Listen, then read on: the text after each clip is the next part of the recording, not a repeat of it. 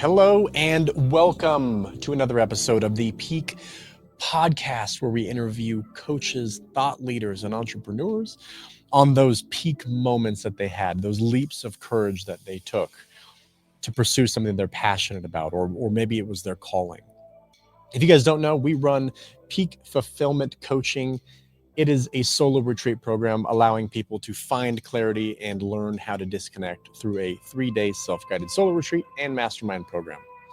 If you want to learn more about that, check out peakfulfillment.co. But today we're here with Laura Stone. She's an incredible chief catalyst at laurastone.com. If you're on TikTok, check her out at Laura Stone Leadership. But without further ado, I'd love to chat with her. So welcome to the show, Laura. It is amazing to have you here on this awesome Thursday. Thank you so much. Excited to be here. Yes. Laura, where are you based out of again?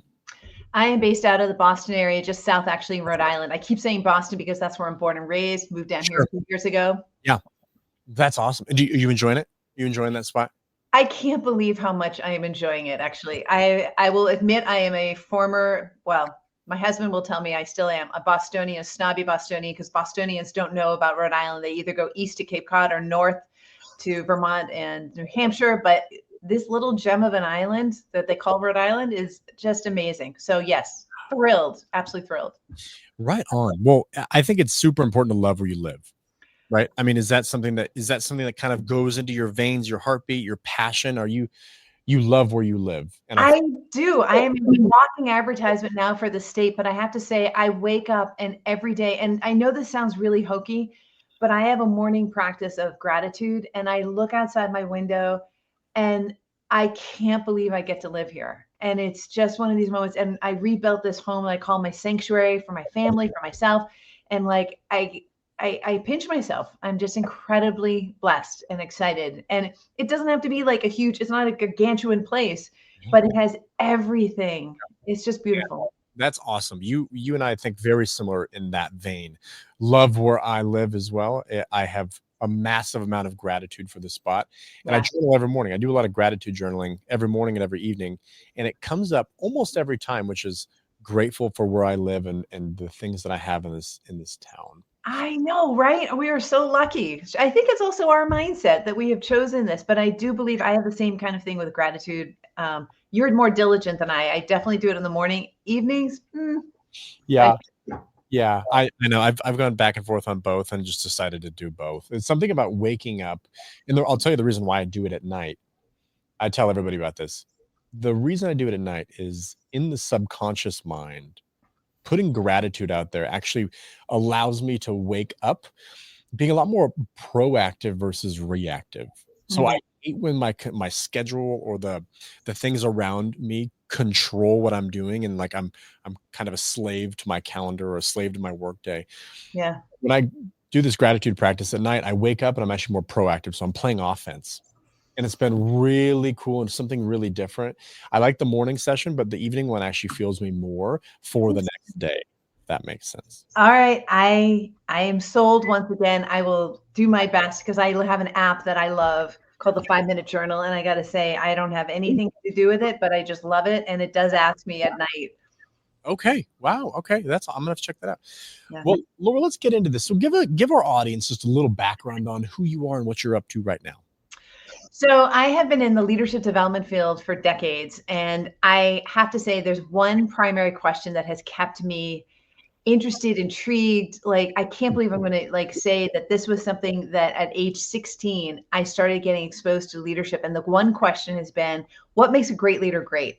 And It was that question that over time, I just keep reading and learning and growing. And I've really synthesized it down to 3 major areas that interest me most. One is around what I call self-leadment, which is, I couldn't come up with a better name. So it's self for self-awareness, lead for leadership development, and meant, MEANT, about being conscious and intentional. So that's all about what goes on the inside, kind of like what you do when you're coaching people and you're going off their adventures, is to help them go inside. Yeah, exactly.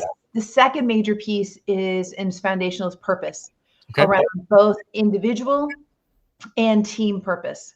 And this has been something that I've written 3 books about. My 3rd book, which I'm super excited about. We'll talk about that in a moment. the last piece is around inclusion. It's really looking at how we think about the world, not just color, skin, not just about gender, age, but really about what makes all of us unique, like that fingerprint. Sure. And what was the story and journey that got us here? And how well do we really tap and leverage those strengths and stories of each other Sure. to bring us together? Man, how cool. I love the self-leadment. You have a lot of similar tones and buzzwords that you use in your coaching style and what we do. Yeah, One that sticks out to me is clarity, because we talk about that all the time, and that is like the outcome. That's really the outcome of our program, yeah. where you blend a lot of this stuff. Tell me about the word courage. What does that mean to you?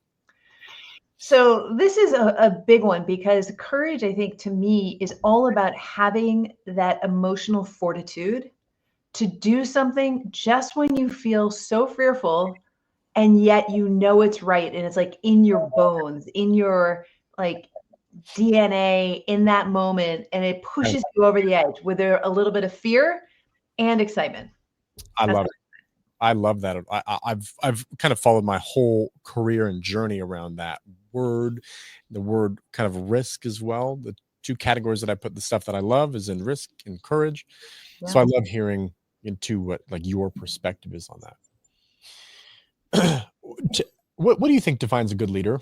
Like if you were to say, or okay, actually, it's kind of a two-part question. I'm going to say, what do you think defines a good leader? If you had a couple bullet points or at least some phrases around that. And then is there somebody in your life or in the public eye that you think is a good leader? It's kind of a two-parter. Yeah, such a great question. So I've had to think about this really hard and fast right now because we're in the midst of, we have a new program for emerging leaders. And those are the middle managers, the directors, people who have had 10 to 15 years Mhm. and started really synthesizing down what is it that is they have to get in order to be a great leader. So Sure. you're asking like a perfect question right now that I've been rummaging around in.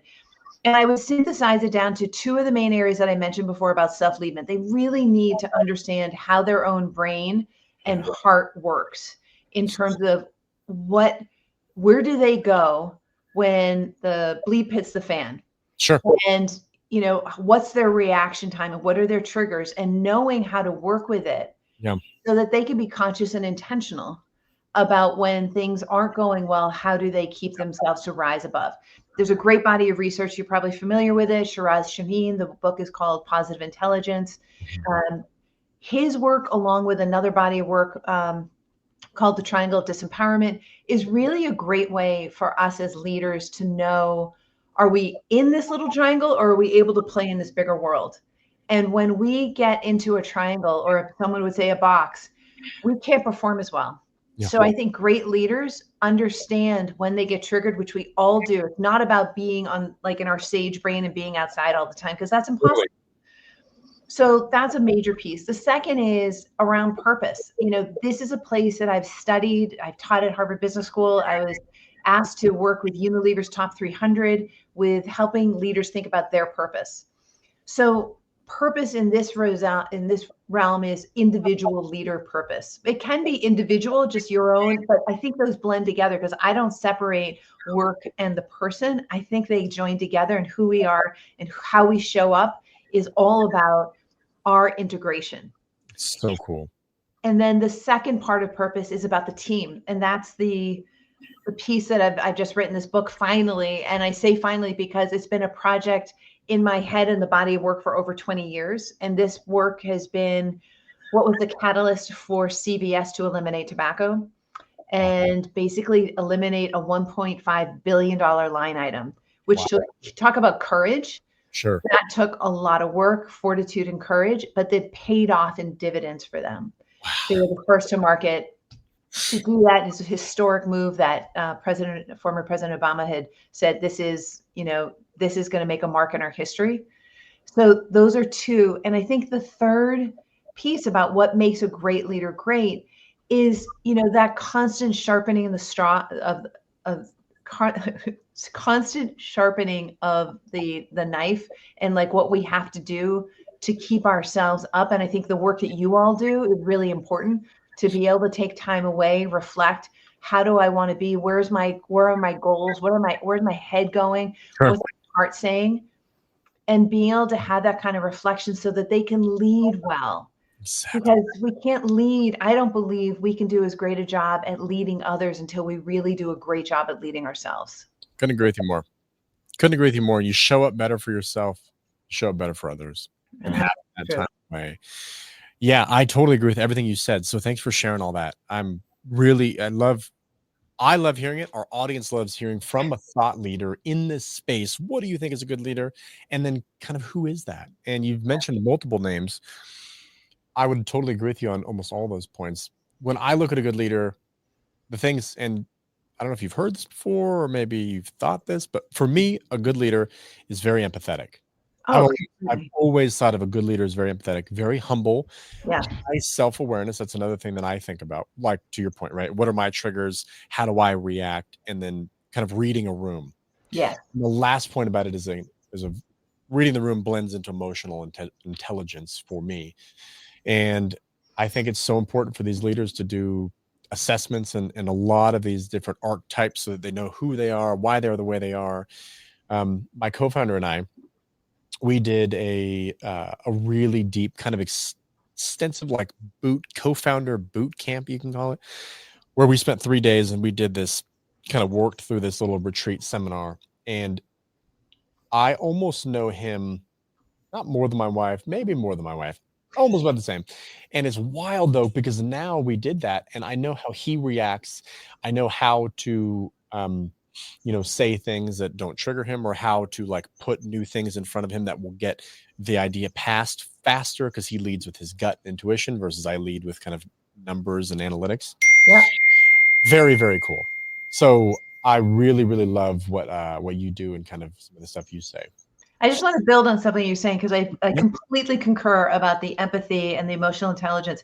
I think the other thing that leaders, I just got off a coaching call today, and one of the things that this woman, and she's not alone, everyone does it. It's not a woman thing. It's a human thing, is having empathy towards ourselves. Sure. To be able to have, as a great leader, yes, we need to have empathy for others. I just want us also to have empathy and speak to ourselves the way we would speak to the people who are dearest to us and those who are most important. And what I find is a lot of leaders have a very tough self-talk, never good enough, beat themselves up, should have done this better, and don't take into account what actually went right. Yeah. And that's why I think your practice in the evening of gratitudes, when I do that once in a while, I also take into account, what did I do today that I'm really feeling happy about? Yes, exactly. And that's huge. That's huge. And Laura, we are so similar. How we coach, how we teach, what we teach. Our students and a lot of the stuff that we talk about is exactly in line with what you just said. Yeah. And I really believe in that. And I really believe in the power of being proud of what you've done and look backwards. And that's really, we can only connect the dots backwards. We can't connect them forwards. There's an amazing book called The Gap and the Gain.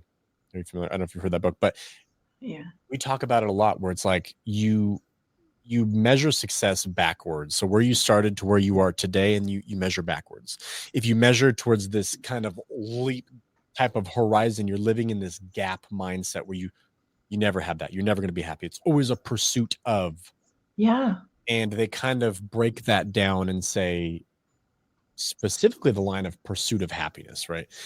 That is kind of a false term, because you should be happy today and focus on today versus trying to pursue something like that. This horizon, this desert horizon that's always getting out there. So I love it, looking backwards and being proud of what you've done. And that's why that evening session, I think, is so important. What are the wins of the day? Yeah. And I've told people on this podcast, I use this journal called Mantra Gratitude Journals, and it's a little bit more guided. And it's cool because it says, what are the wins of the day? What are your gratitude? What are things that you're grateful for today? And then it ends with what could make tomorrow better. Beautiful. Yeah, kind of cool. So, Laura, what about this book? Tell me a little bit about the book.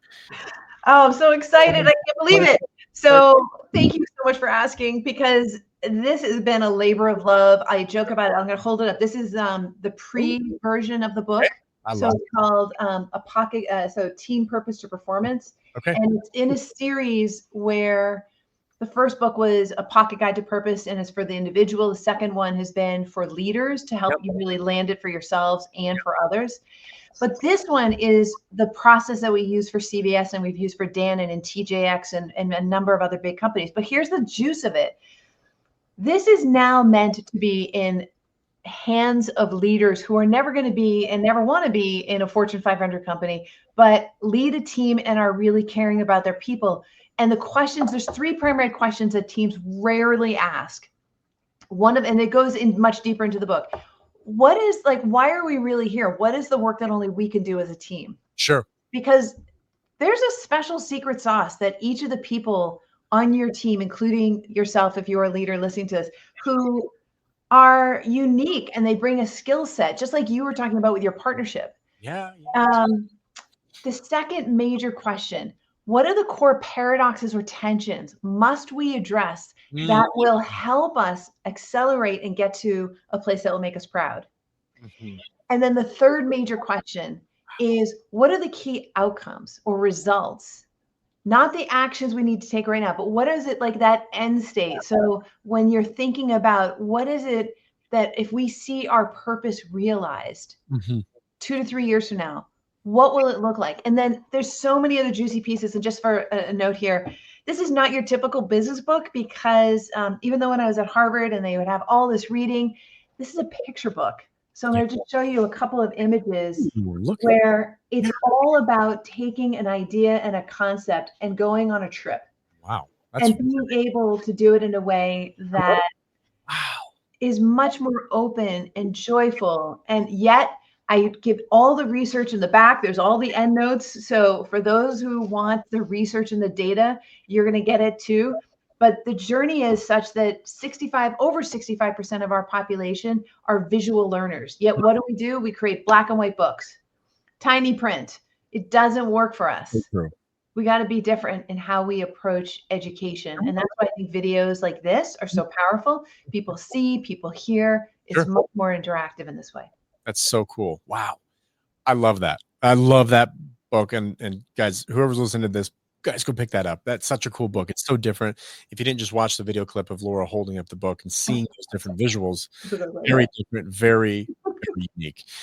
Laura, we're coming up to time here, and I'm gonna give you a great spot to share where people can find you. But before that, what is one actionable thing that our audience can take away from maybe a leadership perspective or a piece of inspiration that you would leave with an audience? What would that be? I always am thinking about like the nugget, what I call quick and dirties is what we call it in our company, because there are these models that we've been able to synthesize down to like 1 to 4 pages. Yeah. And I'm going to tell a very brief story. This happens to be probably the most popular quick and dirty we have, and it's about accountability. Okay. And as a leader to yourself and to others, is the gist of it is you need to have an understanding of what are you, and what I'm about to say is opposite or antithetical to what most people think leaders should do. But it's what are you unwilling, uncertain, or unable to do? And the reason why this is so important is this is where, as a leader, you get to a certain point and you have to delineate and let go of things you used to do in order to make that space for the work that only you can do that's much more strategic. The problem I see all the time with leaders is they are continuing to do the work of their people and it's where they work because they feel most comfortable and confident. Whereas what they have to do is let go and be willing. And this is the reason why I say unwilling, uncertain, unable is they have to be able to say to themselves, I am unable to do your job, the direct report, because you're closer to it, for instance. I am uncertain, and it doesn't have to be all three. It can be one of these. Just one of these. Yeah, exactly. I am uncertain about what to do here because you're closer to this situation than I am. There's no possible way I would ever know as much as you. And the third thought, I am unwilling to do this because if I do this, I will not be able to do my job. I'm just giving you examples of what the thought could be. But this is what turned my world upside down when I started realizing leadership is way more about the inside job of what's going on in our thoughts than it is about the behaviors. And it's not that behaviors don't matter, but when they're incongruent, that's when there's a huge problem. Okay. So how well, and you brought up emotional intelligence, how well do you understand your own thoughts Yep. and the actions that follow to get certain outcomes? So, That's the opportunity we have. Laura, that is absolutely amazing. The audience is going to love that. Where can they find you? If they want to reach out to you, get in touch, join, go through a program, find your book, where would that be? Yeah, thank you. laurastone.com, easy peasy. But TikTok, I have to say, if you have an account, it's just Laura Stone Leadership. Okay. And there's a ton of gems on there for free. I give away Out. so much content. Okay. Just to get the voice, get it in. Amazing. Well, Laura, it's been an absolute pleasure to have you on the show. I love how we have so many similarities in common and things that we talk about and all that stuff. So thank you so much for being here on the Peak Podcast. Thank you so much for having me. I appreciate it, and have a beautiful day. You as well. All righty, Laura. All righty. You guys heard an amazing episode today, and thank you so much for being a part of that show. And like we talked about during that episode, please watch the video version. She kind of shows some of her book and the visuals involved in that. And she makes a great point. Most of us are visual learners, and just reading text doesn't get the job done. So thank you guys again for listening to the Peak Podcast. If you have not already, please sign up and subscribe. And we will see you guys on the next episode. See ya.